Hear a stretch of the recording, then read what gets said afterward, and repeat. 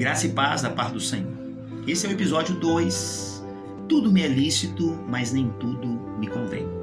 No vídeo anterior, uma introdução falando sobre 1 Coríntios, no capítulo 6. Eu li todo o texto e enfatizei algumas coisas no texto. Então, se você não assistiu esse vídeo, volte e assista ele primeiro, que ele é muito importante, porque ele vai balizar tudo aquilo que nós estaremos conversando daqui para frente, onde eu vou dividir cada encontro desse, cada vídeo desse num assunto específico sobre prática de vida cristã e a necessidade de nós nos submetermos a essas práticas de acordo com a vontade e o querer do Senhor, ok? Tudo me é lícito, mas nem tudo me convém. 1 Coríntios capítulo 6, versículo de número 12. A versão NVI, eu gosto da NVI, ela diz assim: tudo me é permitido, mas nem tudo convém. Tudo me é permitido, mas eu não me deixarei que nada me domine. Então, a referência é: primeiro, eu sou livre para fazer o que eu quiser, no entanto, nem tudo convém que eu faça. Porque a partir do momento que eu pratico determinadas coisas e essas coisas passam a dominar o meu coração, claramente eu já deixei de ser livre. Ali, o princípio da liberdade é de ir e vir, de você começar a fazer algo e parar de fazer algo, de você não fazer algo e começar a hora que você quiser. Isso se diz respeito à liberdade. Mas a partir do momento que você fala que você é livre, mas nesse contexto de liberdade, você vai usufruindo de determinadas práticas de vida. E nesse contexto de prática de vida, você começa a perceber que tem determinadas coisas que você está sendo dominado por elas. Você pode ter certeza absoluta que você já não está mais exercendo a sua liberdade, porque, de certa forma, você está sendo escravizado, mesmo que não perceba isso. Escravizado pelos princípios deste mundo, escravizado por aquilo que as pessoas pensam e por aquilo que as pessoas acreditam. Então tem muita gente que vive a vida delas em função do que os outros acreditam. Então isso eu não estou vivendo livre. Se tudo que eu faço na minha vida eu tenho que ficar pensando o que o outro vai dizer, o que o outro vai pensar. Mas aonde eu estou vivendo todo mundo faz isso. Já que todo mundo faz isso, eu também tenho que fazer. Então você começa a perceber que o seu direito de liberdade ele está sendo caçado e você não está percebendo isso. E esses vídeos têm como objetivo te ajudar nesse sentido, né? Porque são princípios de fé aqui que valem para todo o contexto. Então vamos lá. Qual é o primeiro assunto dentro desse tema? Tudo me é lícito, mas nem tudo me convém, que eu quero tratar e trabalhar aqui no que diz respeito a princípios de fé mesmo, e de orientações até mesmo doutrinárias para a minha vida e para a sua vida. O texto aqui vai descrever algumas práticas de pecado. Vamos lá. Versículo 1 Coríntios, capítulo 6, que é o texto que a gente está trabalhando aqui desde o primeiro vídeo. Ele diz sobre a prática do irmão, sobre a questão de julgar ou não julgar o irmão, o que o irmão está fazendo, está certo ou errado.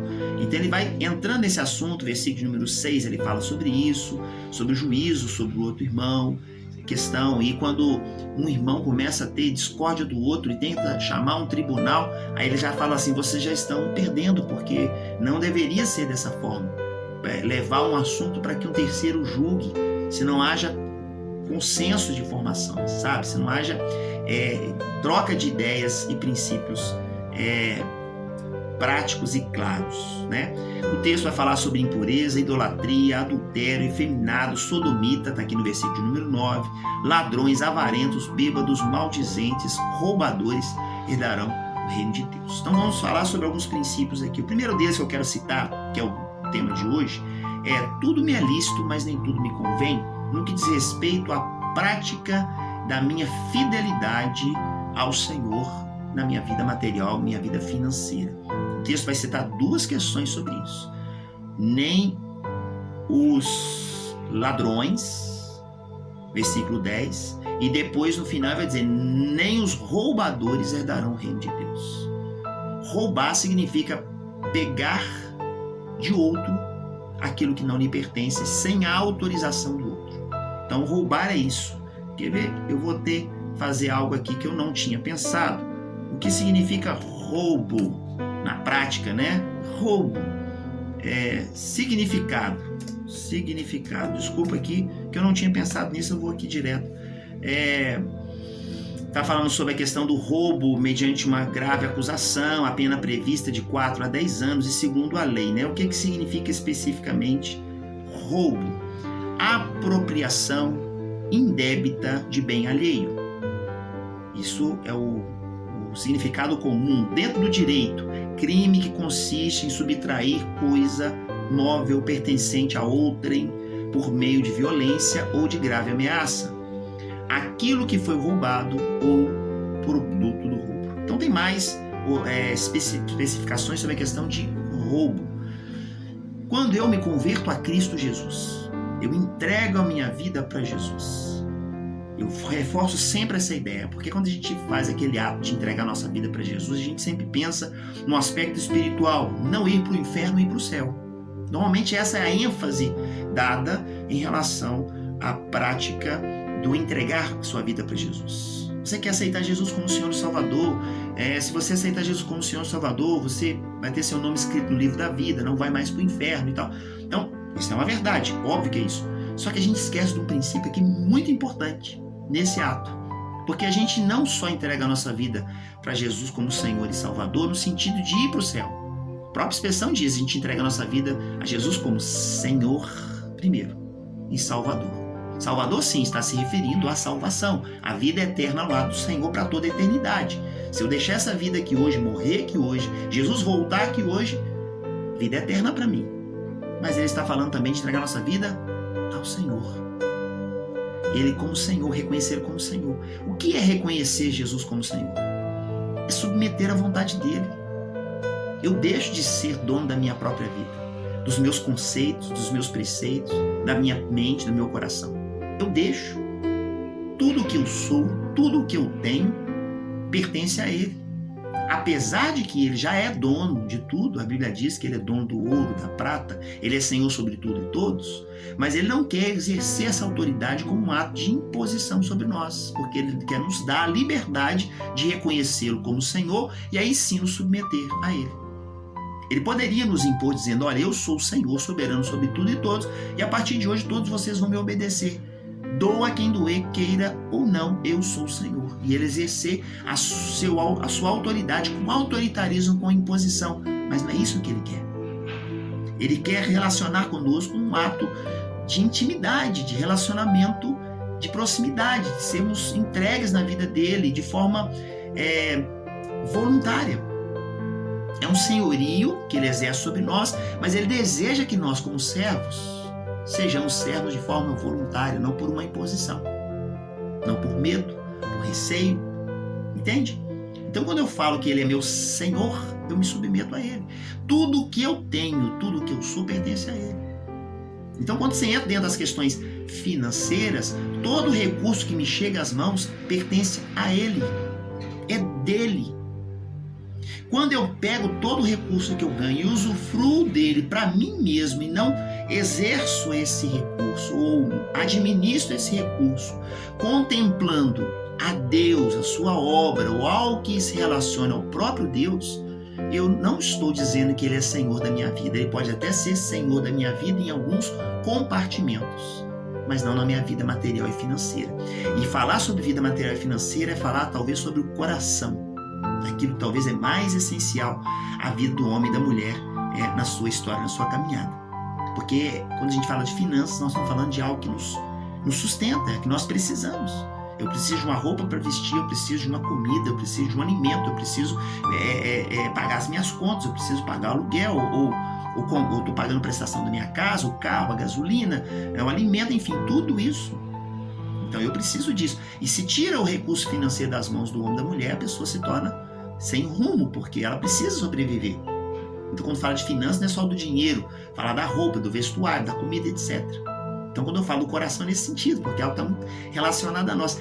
E aí talvez seja o grande desafio que nós temos na nossa vida, é submeter a nossa vida financeira ao Senhor.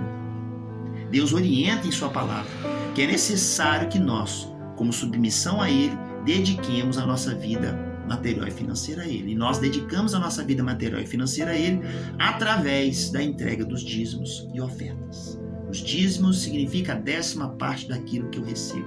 Então está estabelecido como um princípio, um valor. Muita gente questiona sobre isso, dizendo, isso é lei, isso é Antigo Testamento, etc, etc.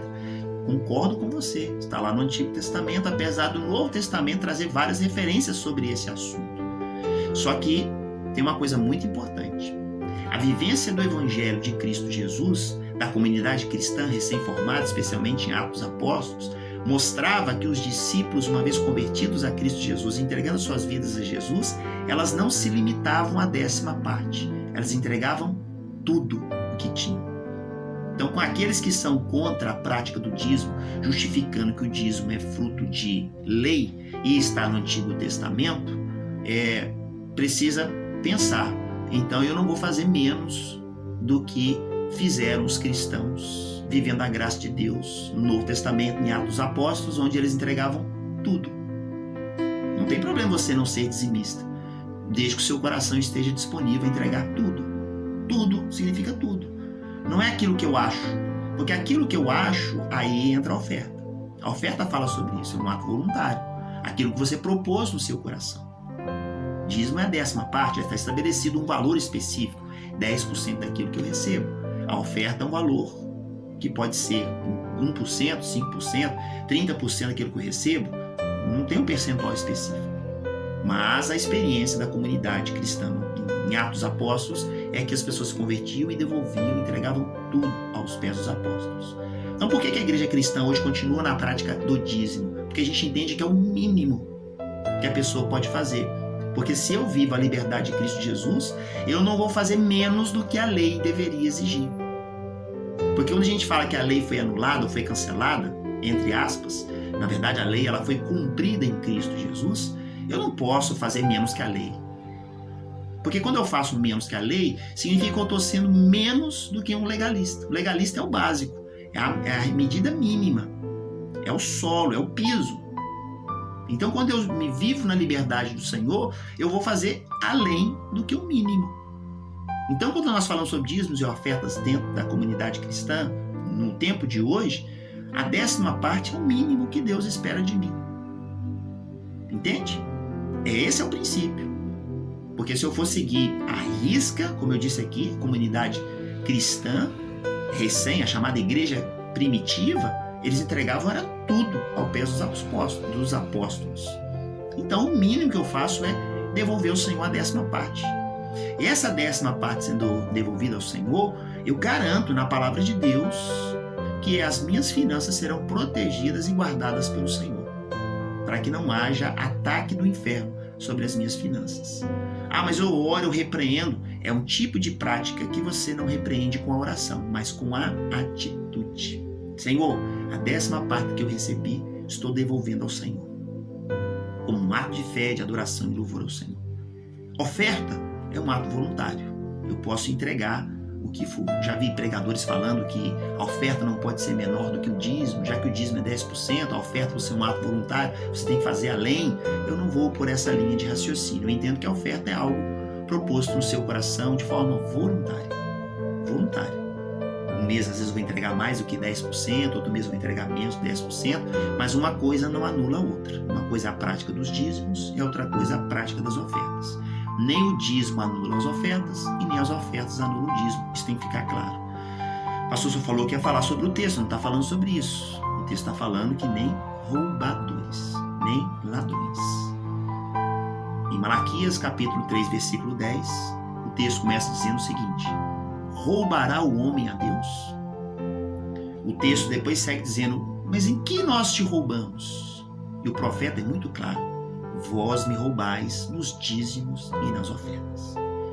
Lendo aqui o sentido da palavra roubo é apropriação indébita de bem alheio. Quando eu deixo de entregar o meu dízimo ao Senhor, a minha oferta ao Senhor, em outras palavras, eu estou apropriando de forma errada e equivocada aquilo que não me pertence.